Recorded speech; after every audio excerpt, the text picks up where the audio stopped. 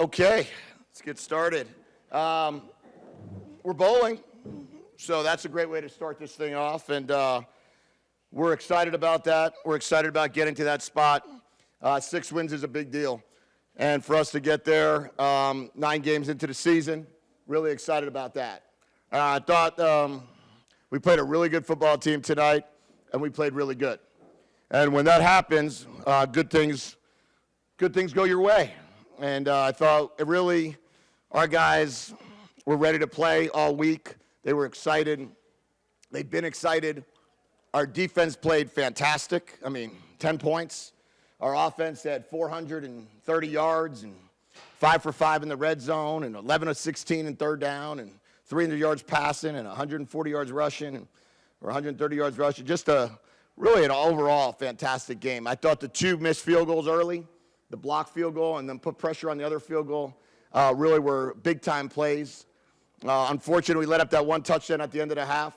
Otherwise, it was as good of a game as I've been a part of here. I've said that now a few weeks in a row, and I think that's what makes it cool.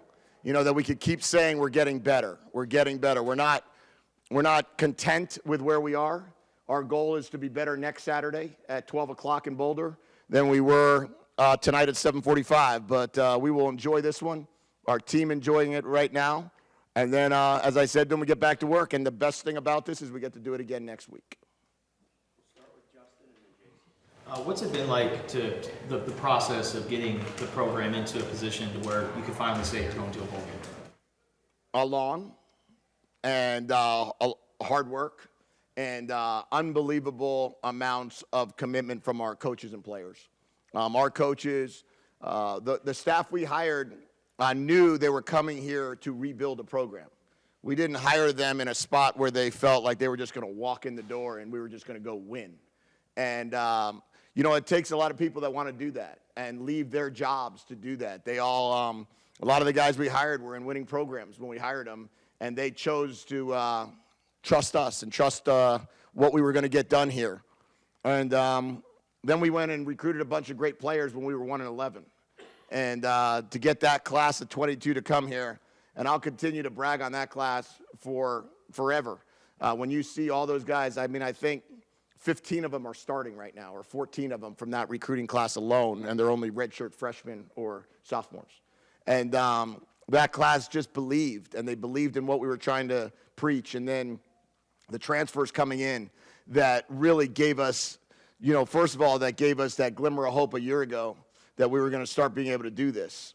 And this game a year ago was a huge game for this program when we beat them in the Rose Bowl.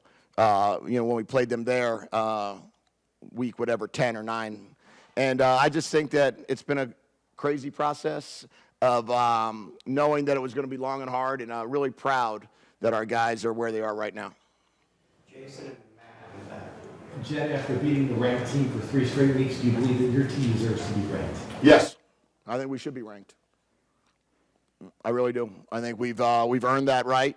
We're 16 points is our entire margin of defeat this season, and you take that.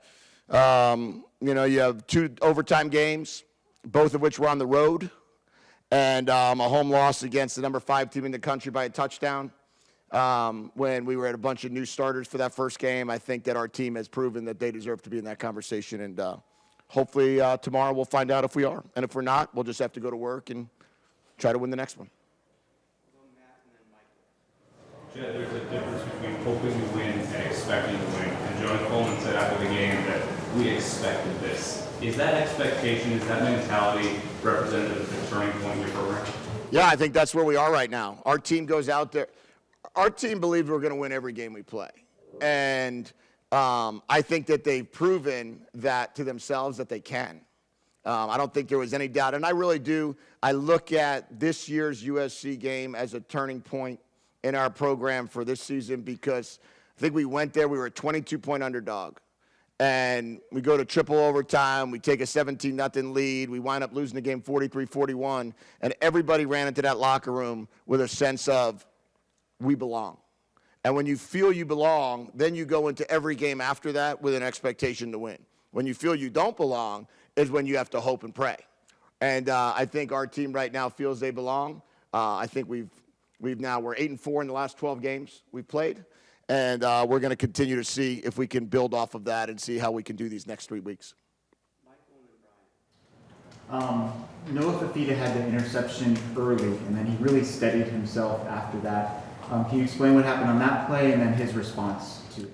Yeah, it was zone coverage, and, he wound up reading it wrong, and he just kind of came back off the field. He said, did I miss him high? And I said, we just misread the play.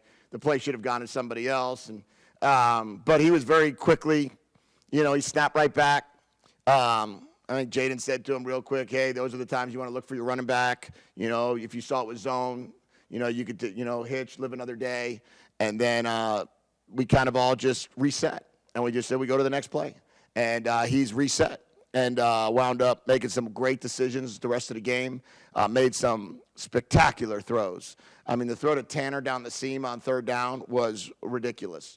The catch that T-Mac made on the 3rd down early in the game was fantastic. And then obviously the throw that Noah made in the end zone off to T-Mac that got overturned was just, the ball was put in the only place the ball could have gone for that catch, and then T was able to come down with it. 2 questions. First 3rd down you had in the second half, it's 3rd and 6, and you decide to run the ball against the Pac-12's top rush defense. What's the choice in going to that, and why did you continue to stick with the run despite knowing what you were facing? Yeah, I believe in our running game, number one. I believe in what we're trying to get done. I think sometimes you get caught up a little bit. To be honest with you, about 4 weeks ago, I was watching the Ole Miss-Auburn game, and Lane and Hugh Freeze, both of which I respect offensively, I think they're fantastic. We're running the ball a lot more than I ever do on 3rd down. And I said, I got to start thinking about this a little bit more, that maybe I'm missing something, maybe a little bit too NFLized. In the NFL, you just don't run the ball on 3rd and 2+, But I just started looking at it more and more and just started believing in certain runs and certain concepts. And it was a time that we were able to hit the run, and it was a great run by Jonah. Jonah made us look good on that one. You had 3 stops in the red zone on 5 trips. Already, I think, 10 or 11 this season, where there's only 7 last year. Where has this come from, the red zone defense? Well, remember in training camp, we talked a bunch about the fact that we started in the red zone this year. And we committed the first 5 days of training camp practice was going to be red zone offense, red zone defense. And I think we're probably in the top 5 in the country on red zone offense. And on defense, we're now sitting there in a spot where we're keeping guys out of the end zone. We're sitting at about 70%, where last year it was about 90-something%. We've been stopped twice. I think we're 35 for 37 on offense in the red zone. Last year we were 90th in the country. So we made a big commitment, and we really believe that you get what you practice. And when you practice and you believe in red zone offense and red zone defense, I think we're reaping the benefits now. You mentioned running the football against UCLA, but can you talk about the offensive line, how they're able to get better and better throughout tonight's game? Our offensive line, and it was great to see Raymond Polito out there. Raymond, this was his first game that he really played other than that 1 quarter against Stanford as a true freshman. So we were able to have a redshirt for 2 freshmen at the 2 guard positions, and then a sophomore at tackle. And to be able to see those guys keep getting better, when you're talking about going against that rush defense and you're playing 3 guys that are under the age of 19, it was pretty cool to see it. And to see how those guys have grown under Coach Carroll. Coach Carroll's a fantastic line coach, and he's done a great job at developing. If you look at Jordan Morgan's development, if you look at Jonas Sevenea's development, if you look at all these guys' development, Coach Carroll has just done a fantastic job with that. And then defensively, just seeing how the defense has kind of gotten its own identity over the last couple weeks, just the job that Nanson's done there. Coach Nanson and the staff have done an incredible job.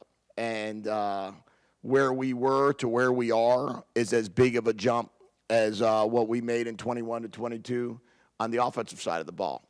And, you're talking about an enormous leap of success. And we're playing with a bunch of guys. We rotate guys. You could see probably 18 to 19 players every week defensively play. And Coach Nanson, Coach Cecil, Coach Aquina, Coach Kafusi, that group, and Coach Richardson bringing those 2 new coaches in have made huge impacts into our program. There's multiple guys in the program that are playing large roles for you that were here with the bottom of the, when the program was not doing well at all. What's it mean for you, like guys like Wiley and Dalton and all that, to be able to kind of to coach them to a bowl game and give them that on their way out? Yeah, Mike Wiley, Jordan Morgan, Traden Stukes, those guys, stand out of my mind of guys that just believed and stayed the course. And they wanted to be here and wanted to be with us and and they are everything you want in a football player and in a person. I mean, I always brag on Mike, Eller graduate, came back, does an incredible job, 2 winning touchdowns last week, fights back to injury, everything you asked for. Jordan Morgan, I mean, this is a psychological game with Jordan Morgan. This is when his injury happened when he played UCLA a year ago. Came back and just played fantastic. Those guys were here when it was tough, and all they did was just work and believe and trust the process, and I think that's a huge part of it. Last question to Justin. 2 questions. How effective was the scheme with Irby playing tonight? It was good, I guess. We held them to 10 points, and they scored 7 in the 2-minute drive. So I would say very. We'll continue to use the right personnel groups that we can use to be able to get all of our players on the field. And what a great win for Martell Irby. Graduated from UCLA, came here. Tyler Manoa graduated from UCLA, came here. DJ Warnell transferred here. Big win for Coach Nansen. Big win for Coach Doherty. Big win for Coach Kafusi. Just a great win for all those guys. Really proud of them. And then what was your perspective just seeing the whiteout crowd and atmosphere and having all the alumni in town? Yeah, I need to apologize for not starting with that because that was awesome. That was the best environment that we've had since I've been the head coach here. The crowd was great. They were into it. They stayed. They were fired up. The student section was awesome. I hope we don't have to beg for sellouts. I hope they just start happening now. And what a great deal to get Gronk here. That was awesome. The Wildcat Walk was by far it was incredible, the Wildcat Walk this week. Our kids embraced it, and our kids loved it. And appreciate all of you guys staying until 11:30 every weekend. Hopefully we can get an earlier game in 2 weeks. We'll know on Monday. But other than that, we're just going to keep grinding, keep working, and keep filling the stadium up. So thanks, I appreciate it.